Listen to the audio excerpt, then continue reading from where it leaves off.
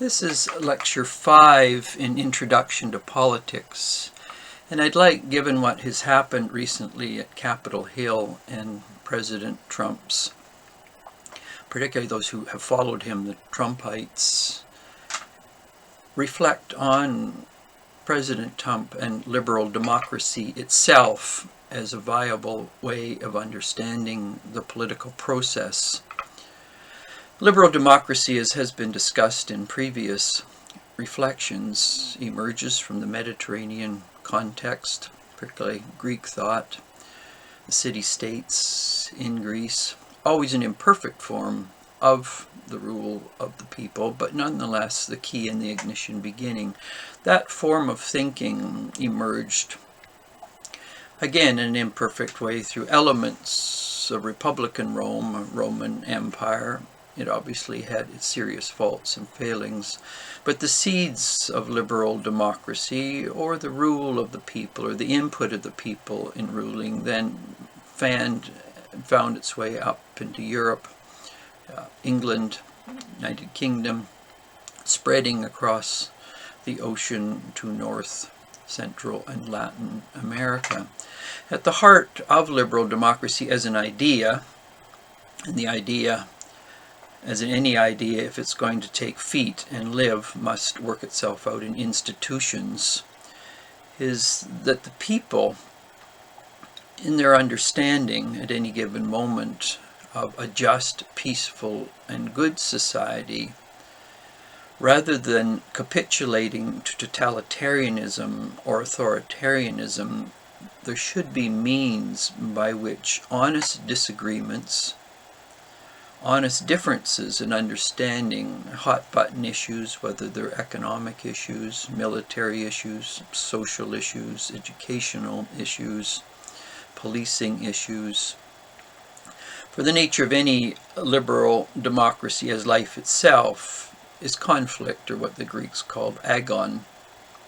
And in literature we have the antagonists and the protagonists, and liberal democracy is about the people grappling with significant issues through a civil, respectful manner in which, at the best, in a parapolitical sense, people listen and learn from one another rather than being frozen in an ideological position. They recognize their finitude, their fallibility, their humanness, and that they can indeed learn much from others. So within a democracy, in that best sense of the word, the people inevitably confront difficult issues, and at their best, rather than unduly polarizing on the issues, they are willing to listen and hear one another. Now, this can take place at an interpersonal level, at a familial level, at a communal level. But when we up the stakes to, in the United States, a state level, or at the federal level, or in Canada, the House of Commons, the Senate, England, the House of Lords, the Commons, there are means by which difficult issues then are sorted through. At one level, for example, in Canada, we have the Commons, where elected officials are given a period of time in which they can challenge the party in power on positions being made.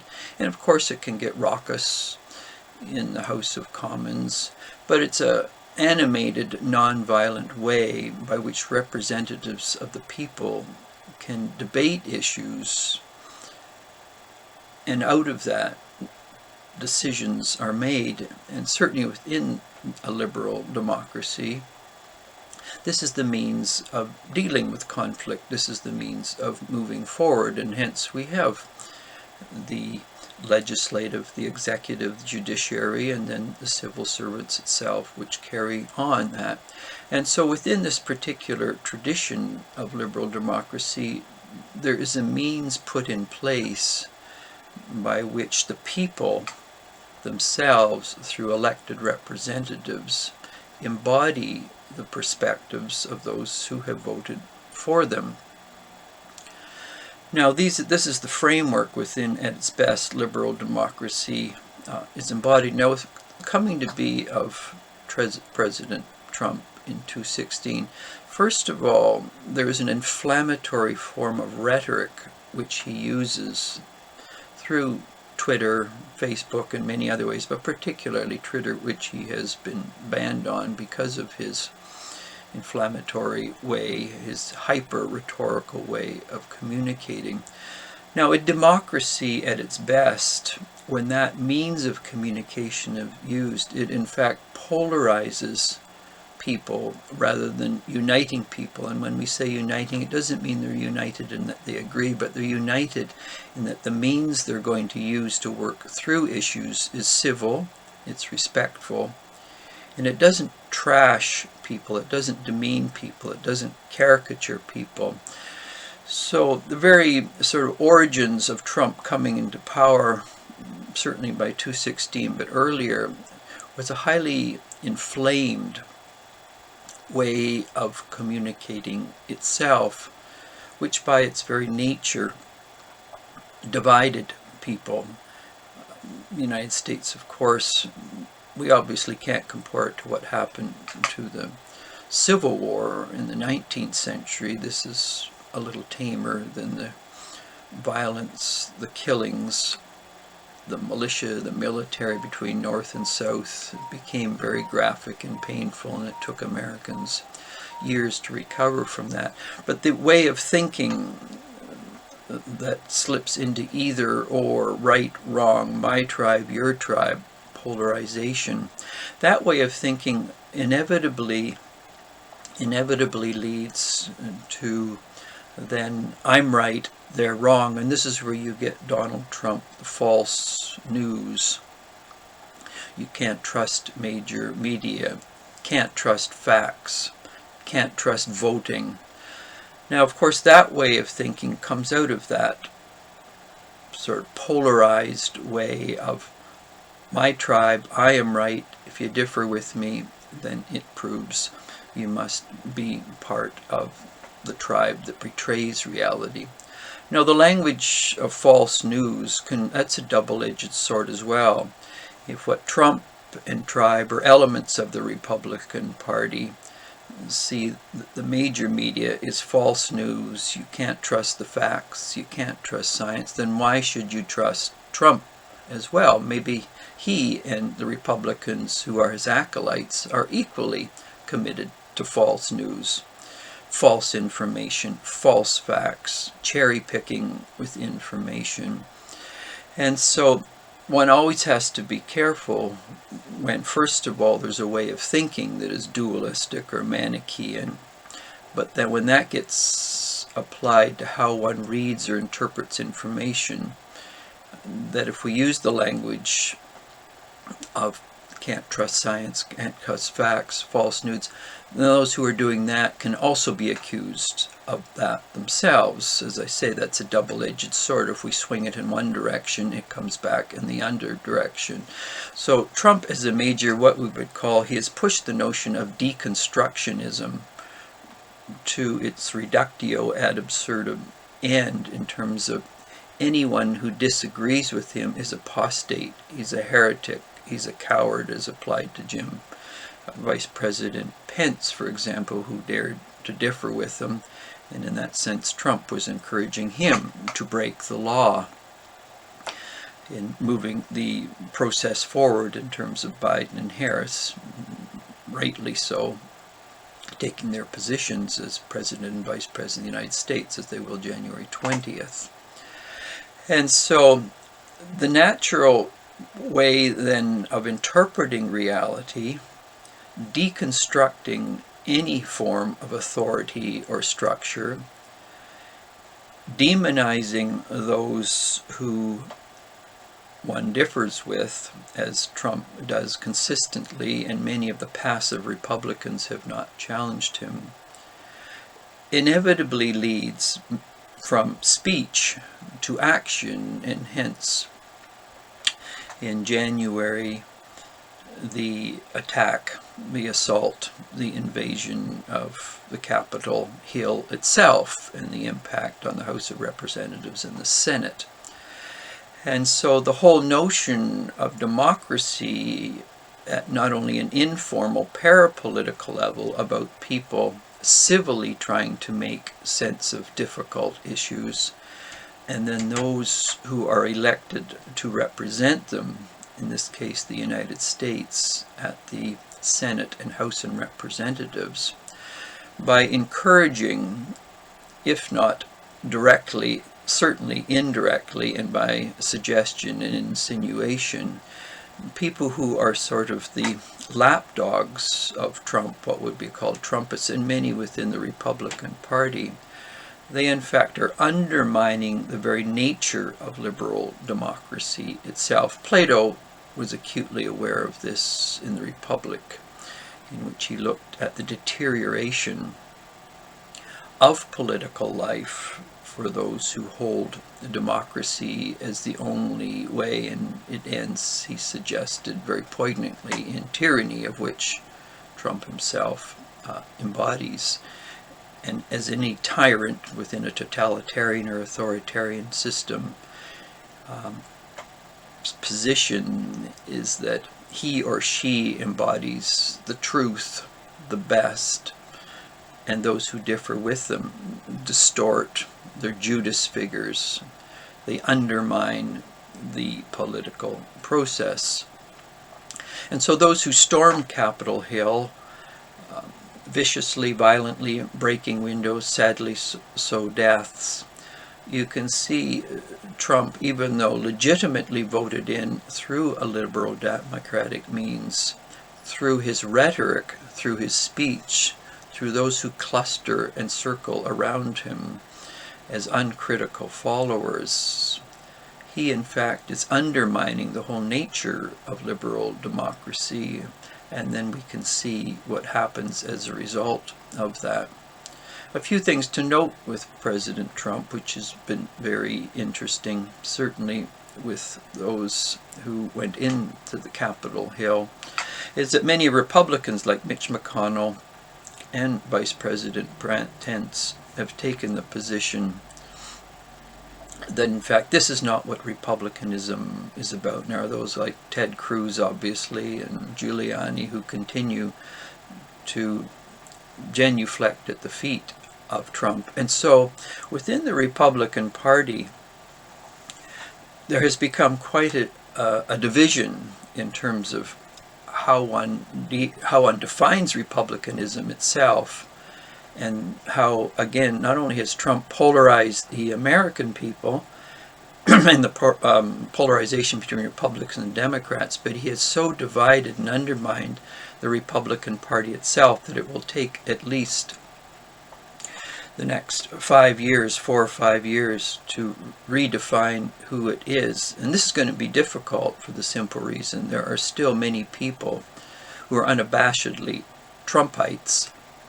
And so the whole notion within a liberal democracy that there are formal structural means by which conflict is worked through in an ongoing manner has very much been undermined by those who went into Capitol Hill and felt that they could, in many ways,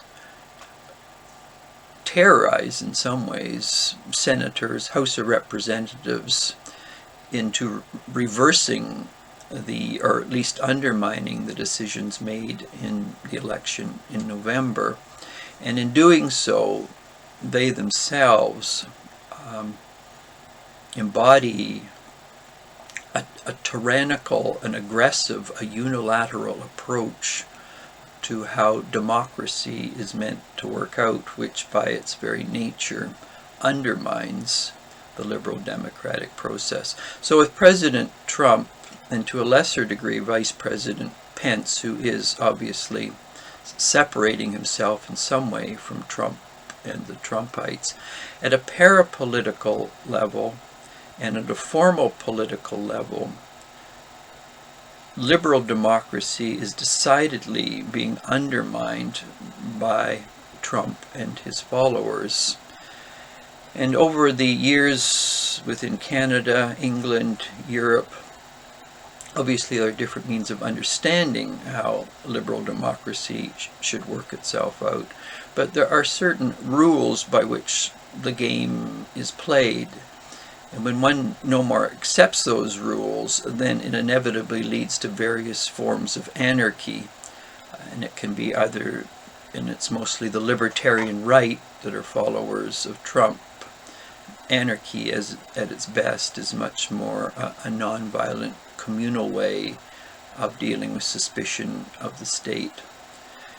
But at this particular time, as America tries to get on its feet again, and Trump, of course, impeachment is very much in the works after already being impeached by the House. It looks like this could move forward and he would be the first president who had been doubly impeached in the process, and there are Republicans within the Senate who are quite willing to move forward on this at the present time. So liberal democracy then is fragile. It can be easily undermined, but provided there are women and men who hold steady and oppose a sort of unilateral form of aggressively undermining the institutions, in this case the United States of Senate and House of Representatives.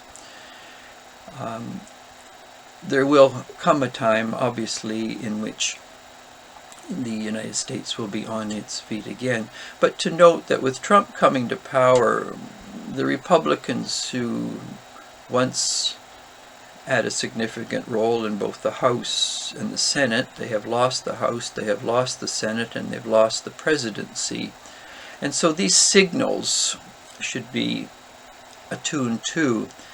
And if we want to get a sense of where ideas lead and the consequences of them, or the relationship of speech to action, I think anyone who's minimally alert and attentive with the antenna up, and if they look at the consequences of what happened at Capitol Hill, they can see very clearly where a certain way of thinking, a certain way of being parapolitical, and then a certain way of being formally unilateral in terms of Capitol Hill leads to.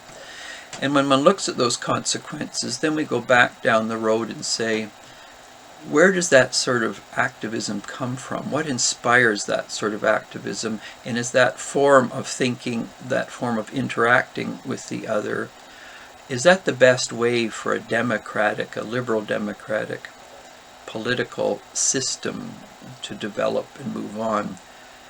And so probably, certainly in the last 4 years with Trump in power, not that who he is and what he has done is new to the United States. It simply isn't. They have gone through very intense periods in their history where violence has erupted, where polarization has reached a white heat pitch, and these things take time to recover. But certainly it's quite appropriate, whether it's the impeachment which is in the process, the 25th Amendment questioning his actual mental stability. These are appropriate when we see the consequences of such actions. So, President Trump, liberal democracy, much to ponder indeed, both Trump and those who follow him, how a certain way of thinking, a certain way of communicating, a certain way of being parapolitical, and then a certain way of engaging the very citadel of democracy in Washington can be undermined by a way of seeing liberal democracy in a highly problematic and distorted manner.